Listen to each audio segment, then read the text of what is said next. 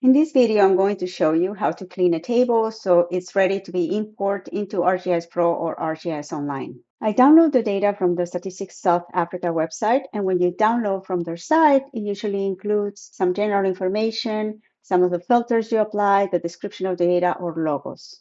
This table shows household access to the internet, organized by administrative level number 2, which corresponds to municipalities. Before importing the table into GIS, I need to make sure it's formatted correctly. The header with the logo and title, along with the extra details, needs to be removed. I only need first row with the field names and headers, and the rest should be the data. I usually make a copy of the original file or the worksheet so that I can have a backup in case I make a mistake while cleaning the data. Now that I have made a copy, the next step is to rename the worksheet to something like Data Sheet GIS. This way, when I import the table, I will know exactly which one to add to the project. Now let's delete the rows we don't need. Select the rows you want to remove and be sure to click the row numbers on the left of the worksheet. Now when I click Save, Excel tells me that the file's read-only, so instead I will use Save As to create a copy and give it a different name. Again, the first row must contain the field names and the following rows should contain the data, so I will remove the extra row I have. Now this particular cell is merged, so I'll merge it and make sure it becomes two separate fields. I also try to remove any symbols or spaces from the field names. For example, I usually replace spaces with underscores. To do this, first select the row where you want to make the change, then go to the Home menu, click Find and Select, and choose Replace.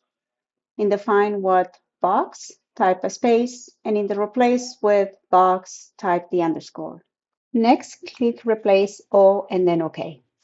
Now I need to decide what to do with this empty field. I also have a column that contains both the municipality code and the municipality name, separated just by a column. I'll need to split this column into two. If you want, you can keep a copy of the original column in case you want to preserve that format. To create a copy, first select the entire column. To do this, place the cursor in a cell in that column at the very top, then hold down the Shift and Control keys and press down arrow to select all data.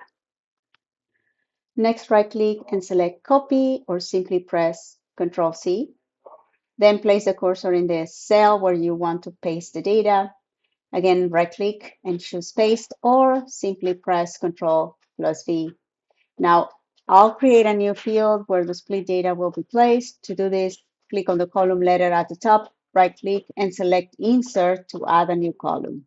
In this case, I will place the cursor on column B, go to Menu Data, click on Text to Columns, and then under Delimited, just click Next, and under Other, just type column, Next, and Finish. Now I just need to give names to the empty columns and make sure to save the file. Once you save the file, make sure to close it. Next, let's open ArcGIS Pro and add the information, the spatial layers, and also add the worksheet from the Excel. Open the attribute tables for both the spatial layer and the standalone table, and then check that both contain the column with the same code. You can sort the codes or that columns to information to confirm they look identical.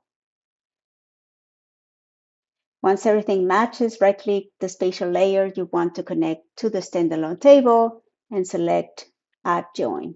In the Join tool, verify that the input layer and field, as well as the standalone table and the field, are correctly selected, and then click OK.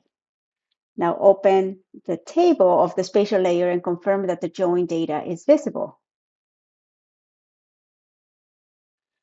Finally, export the data